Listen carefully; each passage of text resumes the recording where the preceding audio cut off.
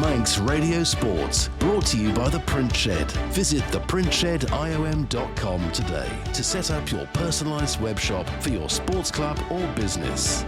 Good evening and welcome to Friday Sport Preview on Manx Radio. I'm Rob Pritchard, and along with our team of correspondents, we'll be taking a look over the next hour at the sporting action on Ireland and beyond this weekend, coming up tonight. It's bottom versus top in the Canada Life Men's Premier League, and the opening ties of this year's Canada Life Women's FA Cup are among this weekend's upcoming football clashes.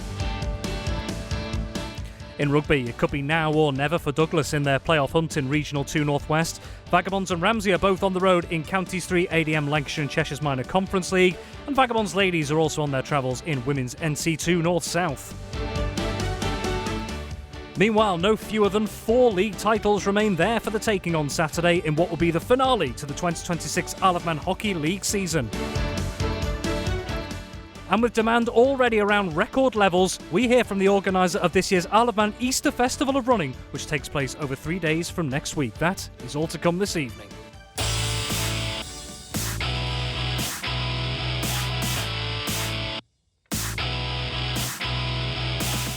Welcome to Friday Sport Preview here on Manx Radio. I'm Rob Pritchard, and I, along with our team of correspondents, Tony Mepham, Ben Cunningham and Dave Christian, to take a look at the latest sporting action coming up on the Isle of Man and further afield this weekend. Busy schedules once more in football, rugby and hockey across the island, with plenty to play for as all of those respective sports enter the real business end of their respective seasons. We're going to turn to football first of all, and after a jolly trip away last weekend, he's back in the studio with us this time around. Our football correspondent Tony Mepham joins us. Tony, I bet it was nice to get a bit of fresh air away from the island as well, a bit of change of scenery. It certainly was. Over to watch the Cup final, which obviously didn't go to plan. Had great seats and had a good time, because it's always nice to watch a live game, Rob, you know that yourself. But to watch a cup final where you expected to do very well in it and really taken to the sword in the second half by Man City, it didn't go to plan, but hey, it didn't spoil it. I sort of forgot about it an hour later when there was a couple of pints and maybe a little toddy as well with it. Yeah, it was really good, and glad to be back involved in Manx football in a live process.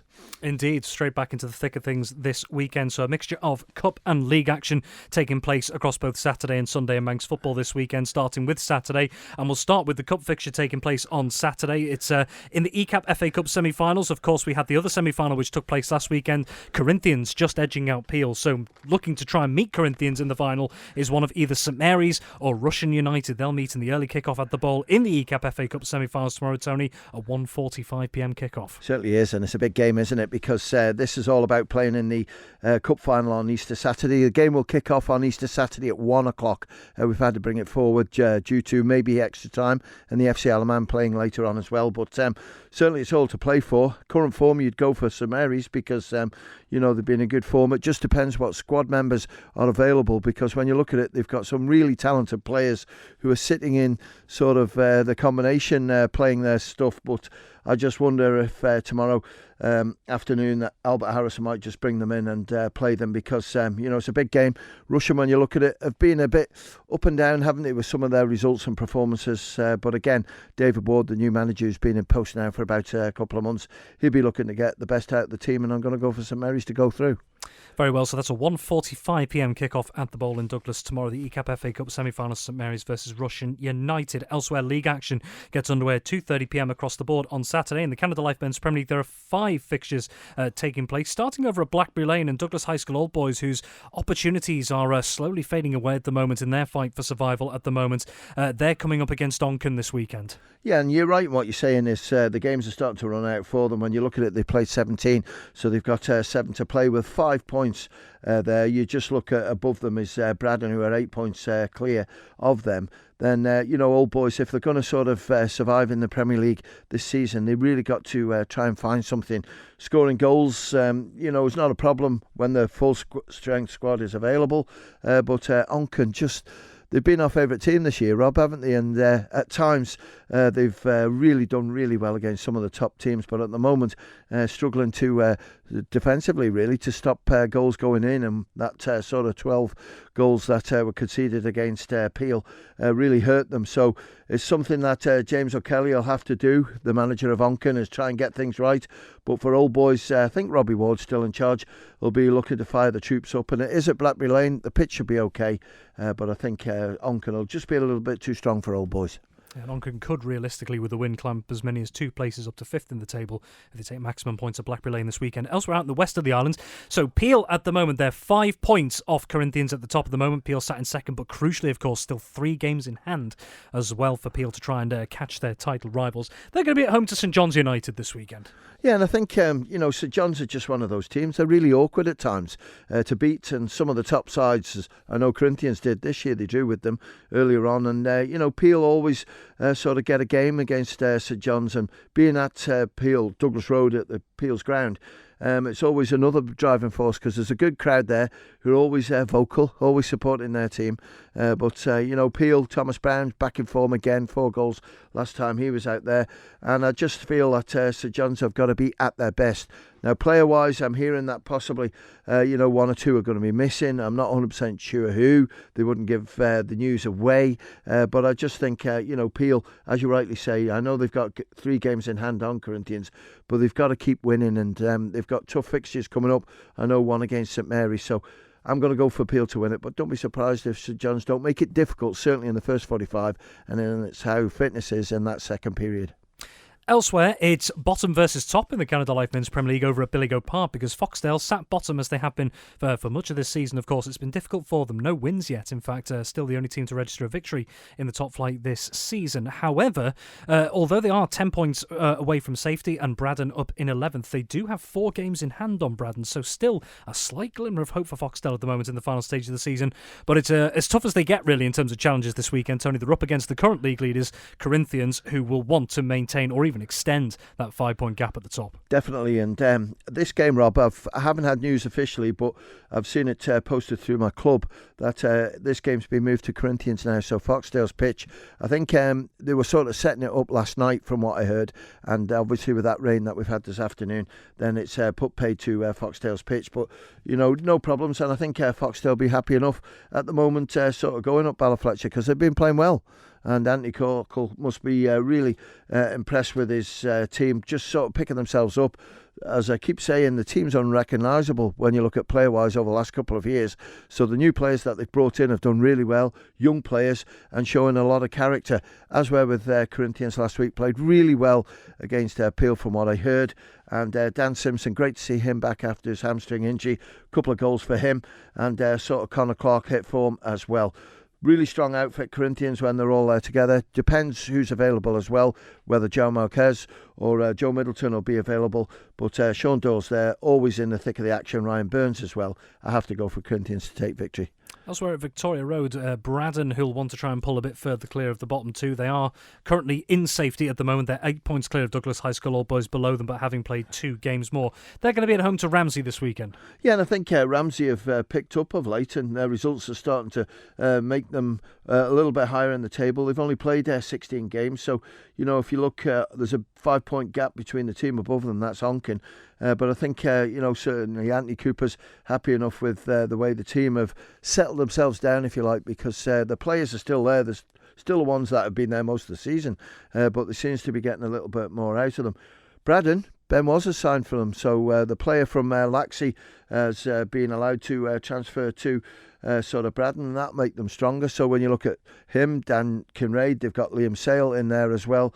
There's a glut of players who can score goals, and certainly they'll be looking to make it more difficult against a Ramsey team. But I think Ramsey, current form, they'll win it. And the remaining game, the Canada Life Men's Premier League, is at Gary Moore, and that sees 2 sides locked together on points, but just separated by goal difference, only by 2 goals. Uni Mills in 9th, Ayr United in 10th, both on 21 points. Yeah, and what a performance in the last game. Tyler Hughes with those 4 goals, absolutely superb. And against Ayr United, you don't know what Ayr United team you're going to get, because it's only a few weeks ago when you remember that they held Corinthians to that draw. So if they can get those same sort of players out, team performance, then again they could maybe get something away from Uni Mills. But I think Ryan Kelly at the moment is happy enough with his squad. They're playing well. He's pretty well full strength from what I can see from the team sheets. So I'm going to go for Uni Mills to win. Over to our Durham Drug Unlimited Division 2 then. 4 games there this weekend. So state of play is that Colby, who are currently leading at the top, 10 points clear of Castletown in second, albeit Castletown have played 2 games less. Colby on a rest week this week, so there's a chance for Castletown to close that gap to 7 points this weekend. We'll come to their fixture in a moment. Yep. But another crucial one out at Ballafletcher this weekend, Tony, because Douglas Roll in 7th.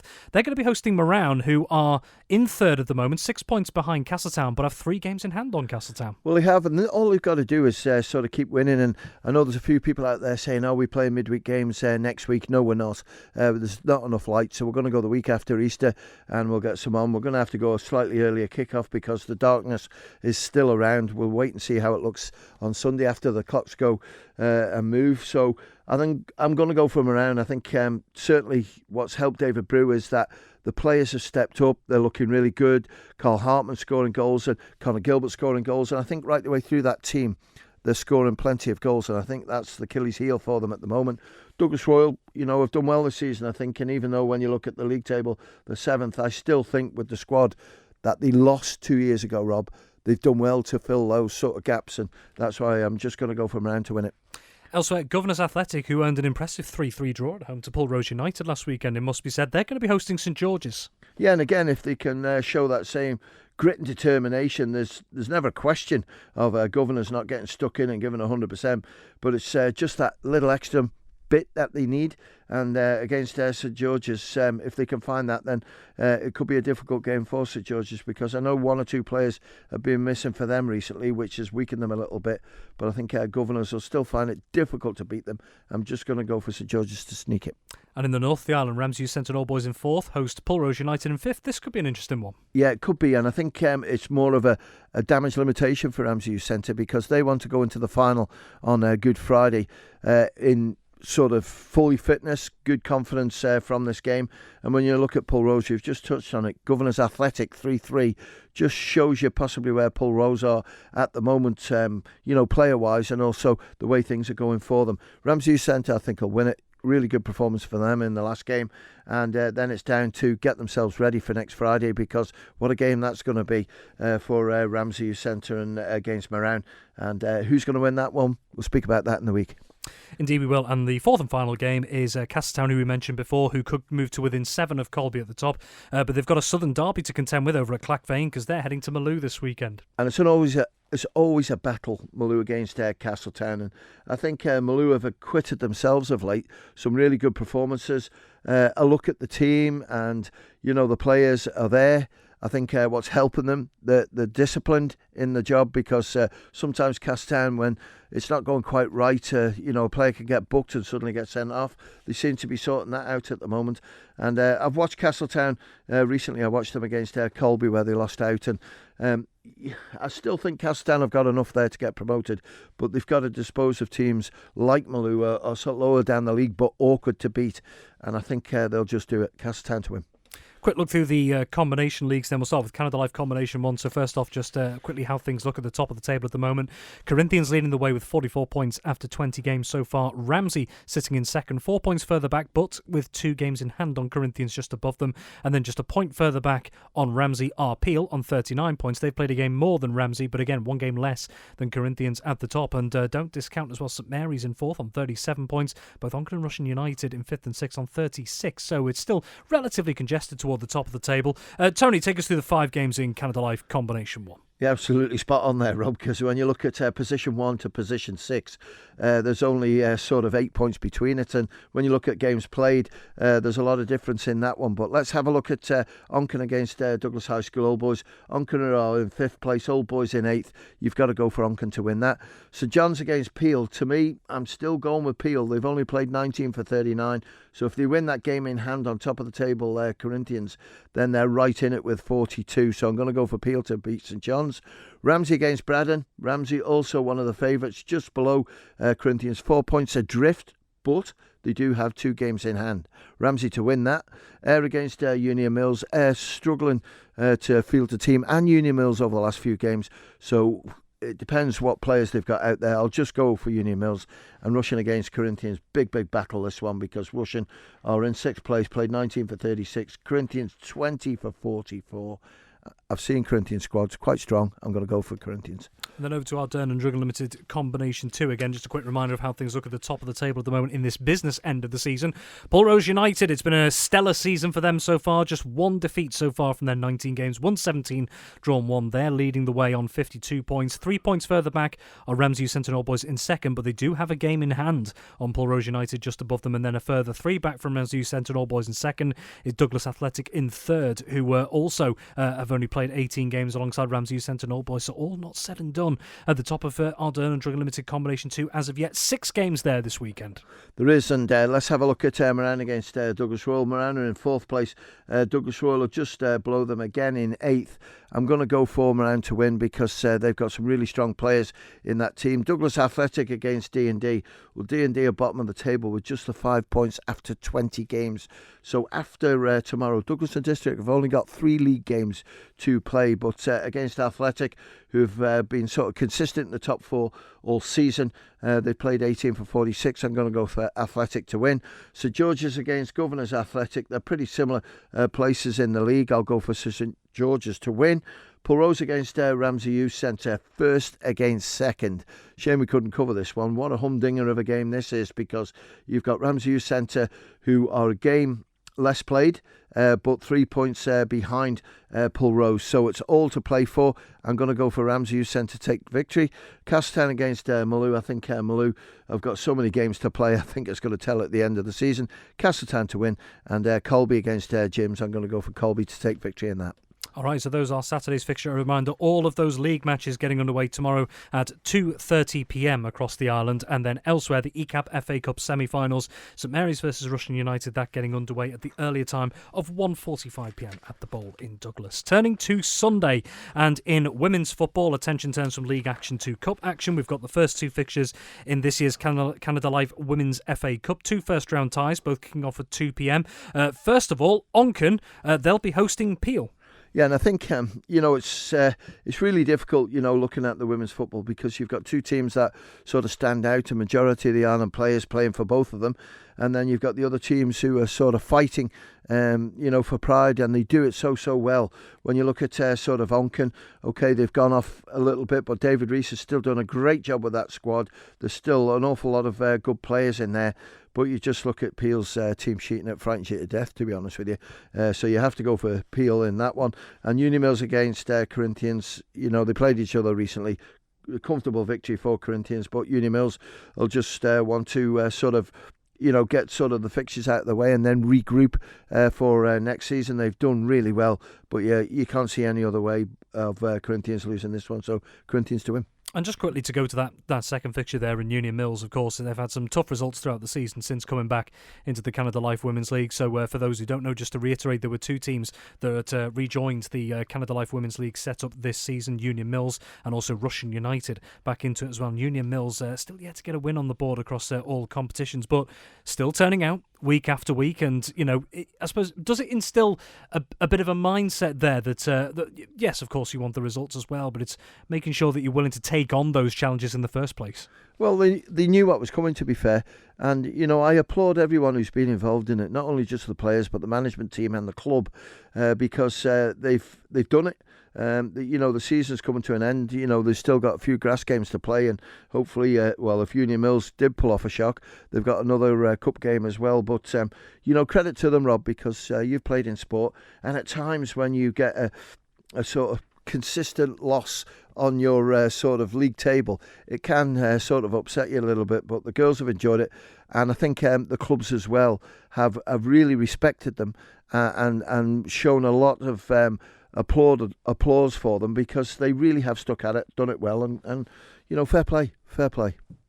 All right, and then last but certainly not least, on Sunday we do have a triple header of fixtures taking place in the Masters football, back-to-back games at the Bowl, and also a game out at Ballafletcher as well. Tony, take us through those. Yeah, the Masters fixtures is looking at the battles throughout this year, they've been some incredible. And Masters is so competitive now, and there's a lot of younger players, 35, 36, who have come into it as well and actually come back into football, which is great to see. But Colby against St Mary's, it's quite frightening actually when you see St Mary's team.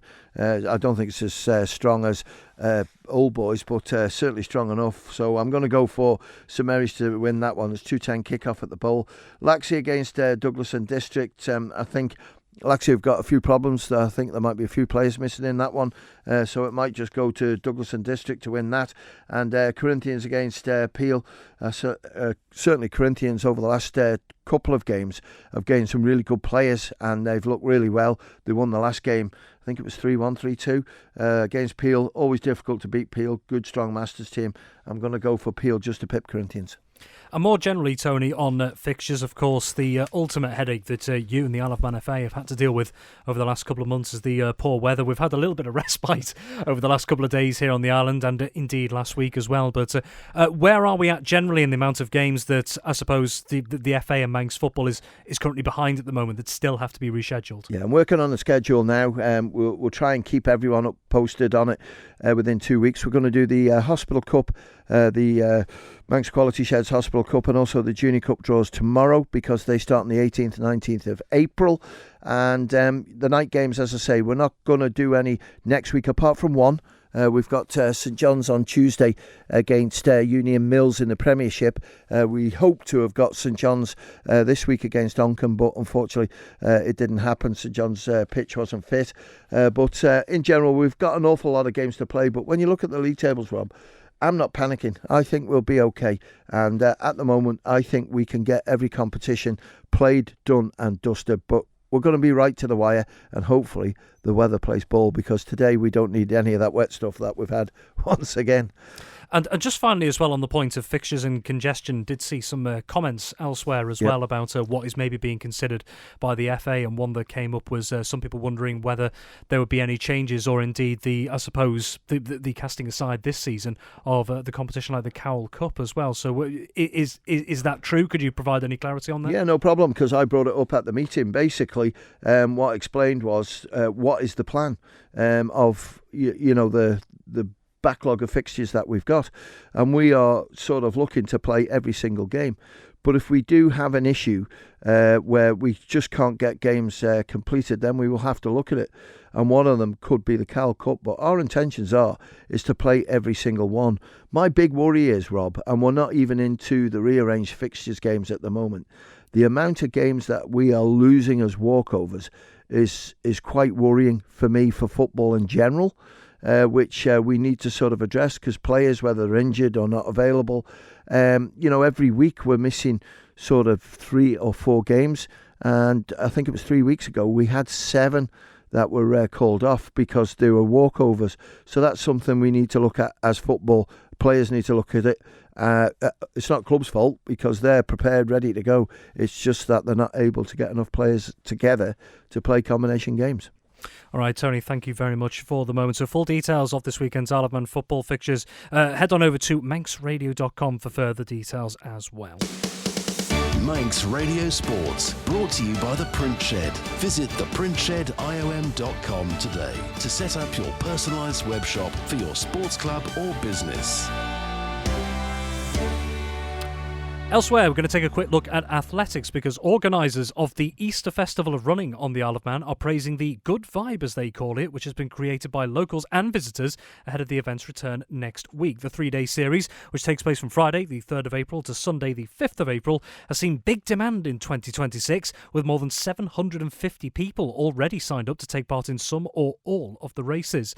Well, the festival's organiser, Chris Quine, he's been speaking to Darren Timpson this week, and Mr. Quine explains why he thinks the occasion, which is mostly made up of off-island competitors, is proving so popular. We have an interesting mix of, about 50-50 mix of visitors from off-island and locals taking part. We've got a lot of the visitors are either current or former members of universities, and they bring with them a lot of colour, a lot of life. They're very lively. They enjoy what they're doing. So it always engenders a really good atmosphere, good fun atmosphere around the events over the weekend. And I think that's what draws other people in as well. You know, the people that they try their hardest in the races, but they have fun away from the event as well. Do you think that's a key, I suppose, selling point of the event itself, and why I imagine you probably get newcomers every single year, is the fact that it's also, like you said, it's got that fun side to it as well? Yeah, I think it's the combination of the two. So a lot of the visitors, it's a weekend away with their friends, doing what they enjoy, which is running and mixing and spending time together. For some of them, it's an annual ritual to come to the Isle of Man at Easter and perhaps memorise old times and share old stories and what have you. So we just get a really good vibe. Yeah, it's quite interesting how the event takes place, isn't it? Because it's 3 different challenges over the 3 days. I suppose if you're doing all 3, then the 5K on the Sunday is probably, just trying to get to the finish line, where, for some people who might just want to do the Peel Hill run, then that brings its own challenge, doesn't it? Yeah, you can do all 3 races, or you can just do 1 race or 2 races. It's up to you. There's options. The visitors tend to do all 3. The locals tend to pick and choose a little bit more. Perhaps they're, it's a bit easier if you're just jumping in your car and going down to Port Erin rather than travelling over. So you're right. Each event is different. The 10K, certainly on the Friday, it's a very fast course. And, we're saying people here to have fun, but it does bring a lot of fast times, and a lot of personal bests are run on that course as well. And I guess that's the race that people are going into fresh. They tend to give it everything on the 10K, and then people hang on over the weekend. So the hill race for most of them is a little bit different from what they're used to, although we have got some very good hill runners coming over as well, who are more specialist on the hills. And as you say, the 5K on the Sunday, for those that have done all 3 races, really a case of getting through it, I think. And I think they're glad it's flat and it's just an out and back course on Douglas Promenade. That was Chris Quine, the organiser of this year's Easter Festival of Running on the Isle of Man. And a reminder, that taking place next weekend, on Easter weekend, from Good Friday, Friday the 3rd of April, through to Easter Sunday on Sunday the 5th of April. That made up of 3 races across 3 days. A reminder as well, if you do have an interest in this particular event, pre-entries have already closed, but a limited number of spaces will be available for the races on each day. So you can head on over to the Easter Festival of Running website as well for more particular details. Well, coming up after the break, we're taking a look at a big weekend in rugby once again. Could it be make or break for Douglas for the Regional 2 North West playoffs? And also the finale to the Isle of Man hockey season. 4 titles up for grabs. Back in just a few moments.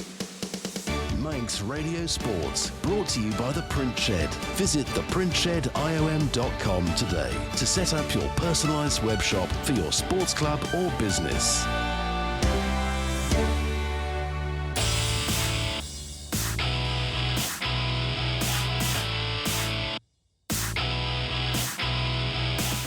Welcome back to Friday Sport Preview on Manx Radio. The time is just approaching 5 minutes past 6, and we're going to be turning our attention to another busy weekend in rugby, both on and off the island. In Regional 2 North West, it could very well be now or never for Douglas in their hunt for the promotion playoff places, with a big game of Portashee this weekend in Counties 3 ADM, Lancashire and Cheshire's Minor Conference League. Both Vagabonds and Ramsey in action across the water. Also in action across the water, Vagabonds Ladies in Women's NC2 North South, and the game that was off but is now back on. It's a meeting in the Hartford Homes Manx Shield between Southern Nomads and Douglas Celts tomorrow afternoon. Well, turning our attention first to Douglas and welcoming for the first time this evening our rugby correspondent Dave Christian.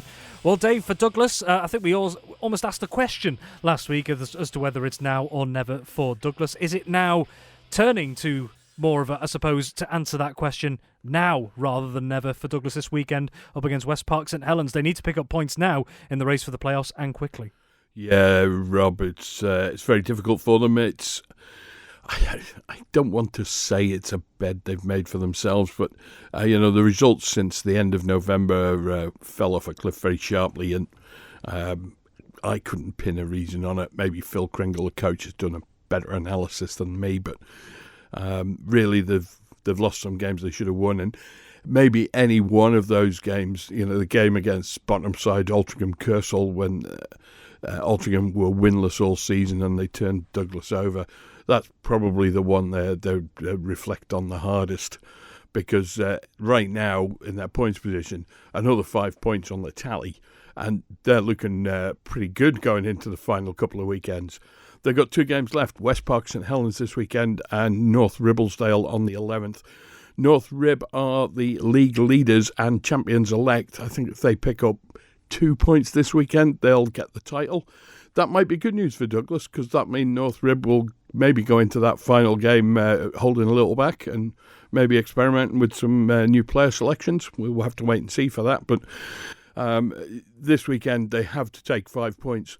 They're just outside the playoff places, and 5 points could potentially put them ahead of the two sides above them, which is Widnes and Burnage.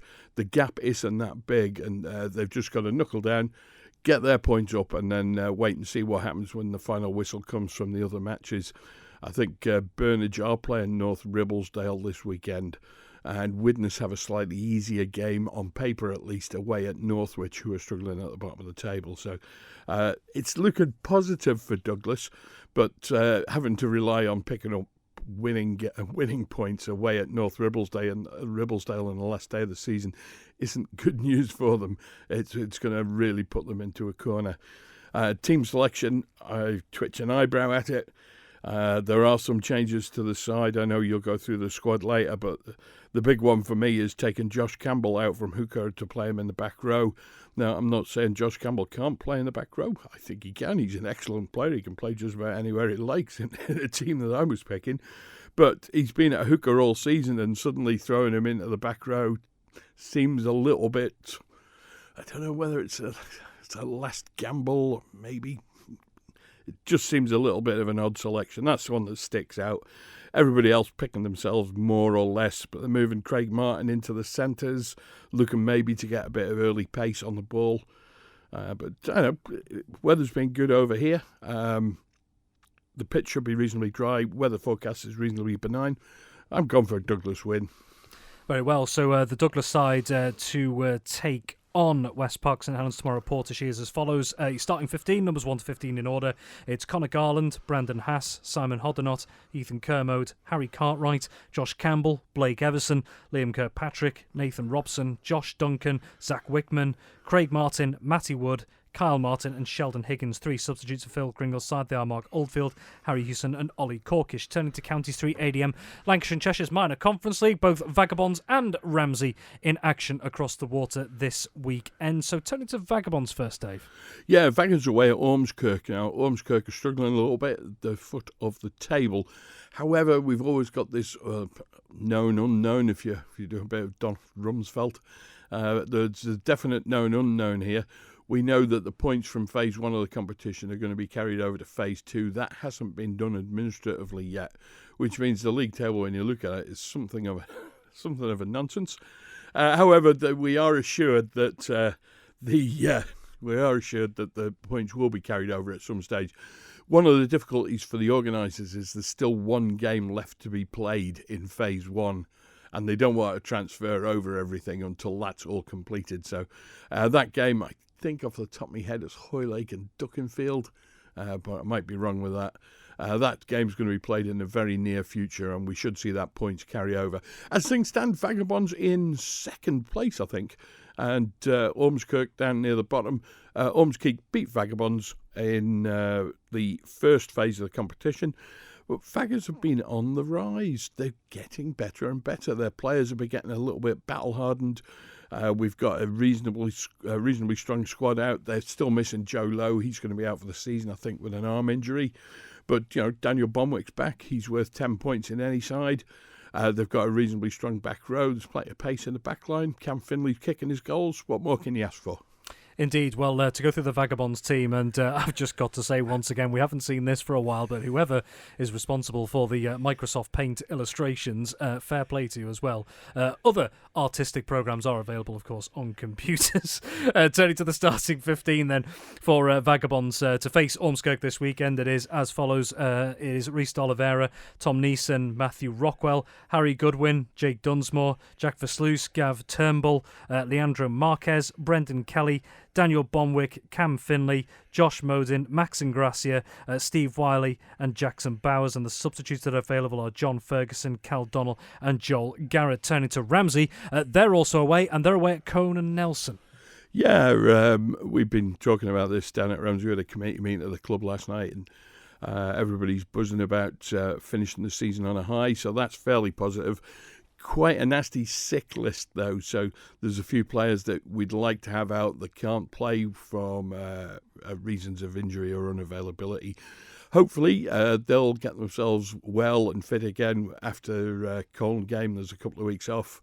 Next game home against Ormskirk, I think on the 11th of April. So some changes to that Ramsey squad. Principal changes, we got change in the second row. Josh Cuttine's going to come in. He's been nursing a hamstring problem, but he is the club captain and he feels a little bit of responsibility on those broad shoulders of his to step up when necessary. There's a very young back row as well. Finlow Corkle on one flank and Gary and Daniel on the other. Both played well in the last outing against Southern Nomads, although that ended in defeat. But both players acquitted themselves well. I did youngster Josh Kelly in the second row, so he gets a start as well. Outside of that, though, the back line's virtually unchanged. But what really is the problem for Ramsey this weekend is the strength in depth. Just got Simon Corler on a one-man bench as things stand, but we understand that maybe university student Ben Gelling will be available tomorrow. That might just help boost the strength in the squad. Which way it'll go, I don't know. It's hard to say. Colne started strong and then had some points deductions. They finished bottom in phase one. They had 15 points taken off them by the league. So fingers crossed, say Ramsey are capable of taking an away win. Very well. No extra team news from Ramsey just at the moment. Turning to Vagabonds Ladies now, very quickly actually, before we turn to Vagabonds game this weekend. Congratulations to 4 of the Vagabonds players who have been called up to the Cheshire County setup. Leona McGovern, Becca Hicks and Freya Crow will form part of the latest Cheshire County squad, and Rosina McNair is joining the Cheshire Development Squad. Great news, Dave. Yeah, absolutely. And Vagabonds have got a little bit of a player factory up there. B. O'Neill's not there, but she's only played 4 or 5 games, I think, for Vagabonds. Not really been in the frame. She'll be a star in years to come if she's hanging around over here because she's running in tries for fun. And the previous players that have been out there, Isla Curfew's there with Loughborough Lightning, had trials for Wales coming up to the Six Nations. So, yeah, brilliant for Vagabonds. Turning to this weekend then, away at Macclesfield this weekend then in Women's NC2 North-South. It's home, I think, Rob. My apologies, yes it is. In fact, I don't know what happened to my strange mind there. It is indeed at home, just to clarify, at Balafletcher tomorrow. And we'll be covering it for Saturday Live as well. Vaggers have still got a chance here, mathematically at least. Macclesfield are above them in the table. This will close the gap. And I think 2 of the other sides meet each other. I think Sale FC are playing Winnington Park. Now, depending on how that result goes, it could put Vaggers very much in the frame with 2 games left to play. So fingers crossed for them tomorrow. The squad strength is looking really good. A home advantage as well. They didn't lose by that big a margin away at Macclesfield either, so they've got a really good chance. Excellent. And your Vagabonds Ladies squad at home at Balafletcher to Macclesfield in Women's NC2 North South tomorrow is as follows. So your starting 15, numbers 1 to 15 in order are as follows. It's Becca Hicks, Sharon McCarrick, Maisie Murray, Charlotte Hurd, PJ Solis, Holly Shea, Greba Tasia, B. O'Neill, Sammy McDonald, Lauren Ellison, Leona McGovern, Becky Dunn, Gabby D'Oliveira, Rosina McNair and Freya Crow. And the subs available, it's a packed subs bench for Vagabonds Ladies. Plenty of options there this weekend. Christine Miller, Lois Mooney, Georgie Quayle, Neve Stringer and Iona Lee. And just finally, Dave, this was the game that was originally off this afternoon but is now back on. Hertford Home's Manx Shield, and maybe a sign of things to come in the Manx Cup as well, because Southern Nomads host Douglas Celts. Yeah, initially, Rob, the problem was lack of a referee, and it's not because the referees are particularly overstretched this weekend. It's just that there are a few of them unavailable for a variety of reasons. So we're looking for somebody who was available and willing and qualified to referee the game. And Southern Nomads' former coach, Casey Davies, has stepped up. Both sides say that's acceptable for them, so we're going to go ahead and play it. It's a Manx Shield game. If Nomads win, they close the gap to Douglas Celts, who are top. But it is a dress rehearsal for the Manx Cup final, which is coming up on the 2nd of May. And the 2 sides meet again in the Manx Cup pool game on the 25th of April. So they're going to be very familiar with each other. I suspect the Manx Shield game tomorrow, there's a little bit of leeway at the top of the table where Nomads could make a comeback. But I have a feeling Douglas Celts have a game to come against Western Vikings. So Douglas Celts are the champions-elect, and I think they only need a small number of championship points to take the title, and they can do that tomorrow. Excellent. So just a reminder, Southern Nomads versus Douglas Celts. That's kicking off at Ballakillia Park tomorrow at 2:15 in the Hartford Homes Manx Shield. Dave, thank you very much. After this short break, we're going to be turning to hockey on what is a big weekend. No fewer than 4 league titles still there for the taking, and Saturday marking the finale to the 2026 Isle of Man Hockey League season. More to come in the next few moments. Back in a moment. Manx Radio Sports, brought to you by The Print Shed. Visit theprintshed.iom.com today to set up your personalised web shop for your sports club or business.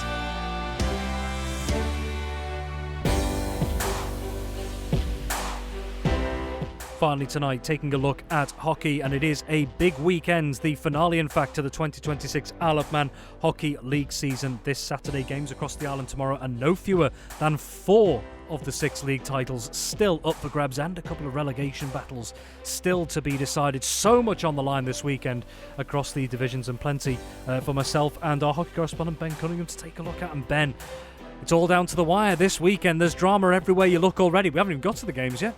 Yeah, absolutely. There's drama in all the leagues, and what a finale we're going to have tomorrow in the results show.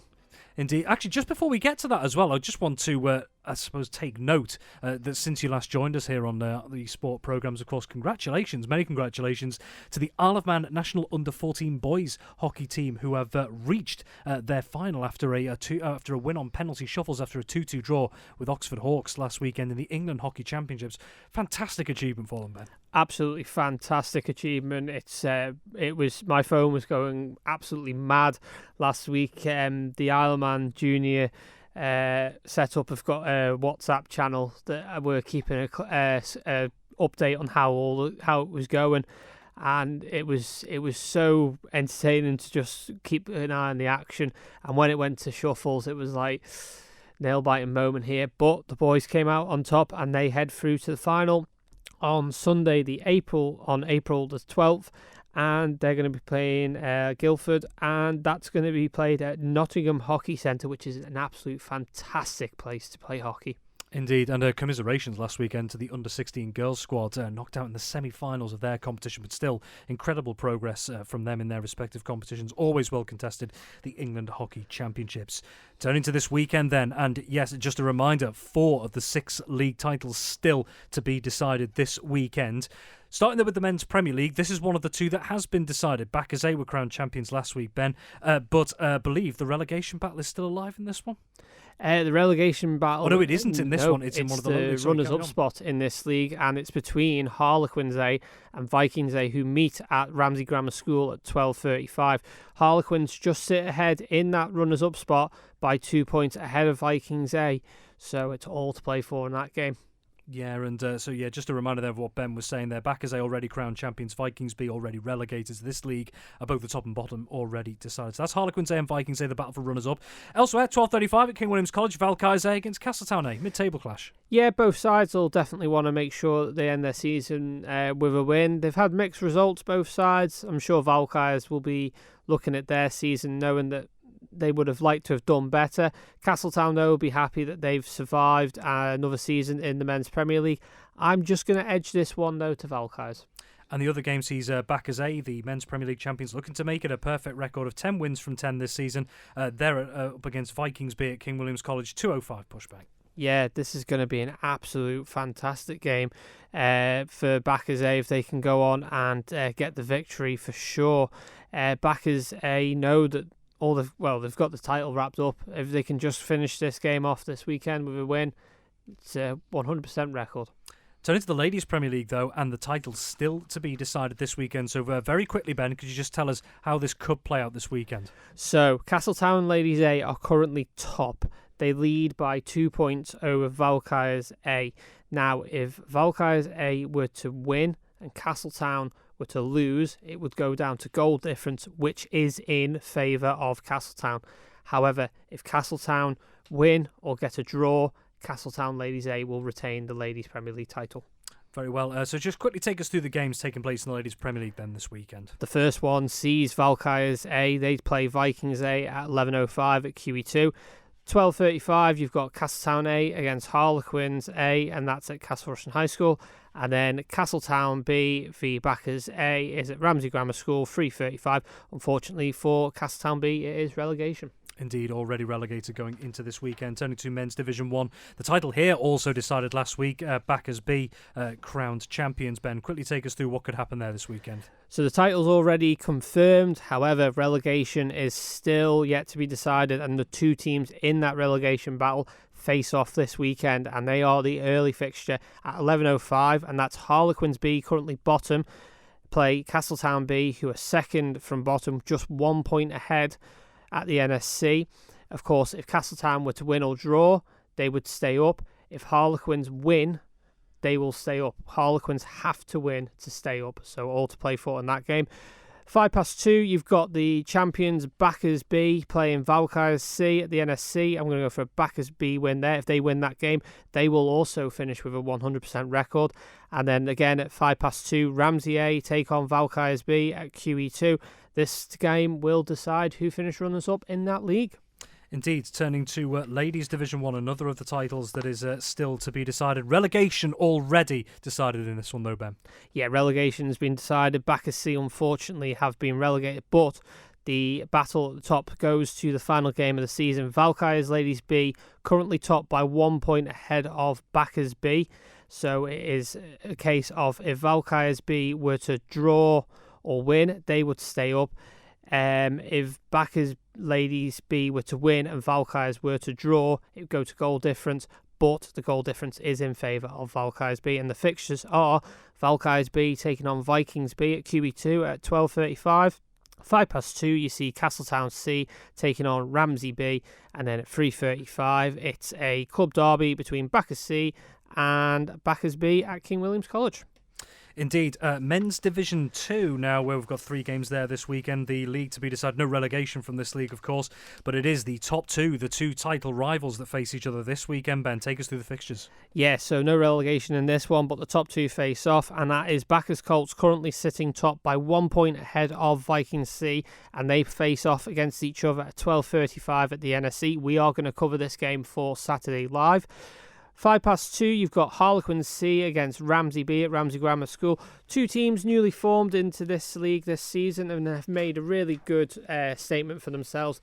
And then the honour of the late pushback, the final game of the season of the late game at King William's College is between Backers C and Castletown C at King William's College. I'm going to go for a Backers C win on that one. And last but certainly not least, Ladies Division 2, the 2 games there this weekend. Now, again, no relegation from this league, but it is still, theoretically and mathematically, Ben, still up for grabs, the title in Ladies Division 2. Yes, and the top two face off in this game, in this league as well, and that is at 3:35. Valkyries C currently sitting second, 2 points behind Ramsey B, who are top.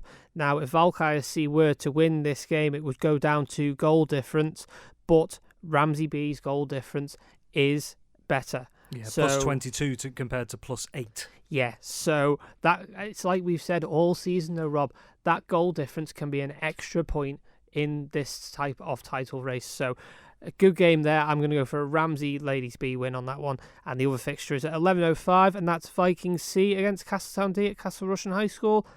I think that one might end as a stalemate on that one. Very well, so yeah, 4 titles still up for grabs tomorrow, so plenty of excitement still to come in the Manx hockey season. And just a reminder as well, although tomorrow is the conclusion of the league campaigns across the respective divisions tomorrow, we do still have cup finals to come next month, Ben. Yes, so at the end of April, we are going to be having the Cup Plate and Bowl final weekend, so it's going to happen over Friday night and all day Saturday. Fixtures are yet to be released as to who's playing Friday night and who's playing Saturday. But as soon as we get them, we will get them out on Manx Radio's website. And yeah, some really, really good finals to come. And just very quickly, on a very different note, actually, we are very much coming towards the end of the hockey season, and it's something I've asked you about on a couple of occasions throughout the campaign, but of course, games don't go ahead without sufficient umpiring numbers. We hear about some of the refereeing numbers issues in the likes of football, for example, a different sport, entirely different infrastructures and whatnot, but how has it been again this season to, I don't think, off the top of my head, Ben, please correct me if I'm wrong, there hasn't been a single game called off due to a lack of umpires this season? Yeah, you're correct with that statement there, Rob. Yeah, no game has been being called off, because we've managed to get a good influx of new umpires trained up, and they are all out there now with the whistle, umpiring all games, which is great, because of course some weekends you do see people having to do the odd maybe 1 or 2 games, but looking at the way that things have gone this season, everything's been really great. Excellent, Ben. Thank you very much for joining us. Plenty for you to figure out over the course of tomorrow, I'm sure, as well, on the final day of the league season. That's all we have time for on Friday Sport Preview this evening. Many thanks to our team of correspondents this evening, Tony Mepham, Dave Christian, Ben Cunningham, for all their insight. If you want to catch up on anything you may have missed in the programme today, it will be available as a podcast later this evening. But have yourself, in the meantime, a wonderful Friday and a wonderful weekend. Until next time, bye for now. Manx Radio Sports, brought to you by The Print Shed. Visit theprintshed.iom.com today to set up your personalised web shop for your sports club or business.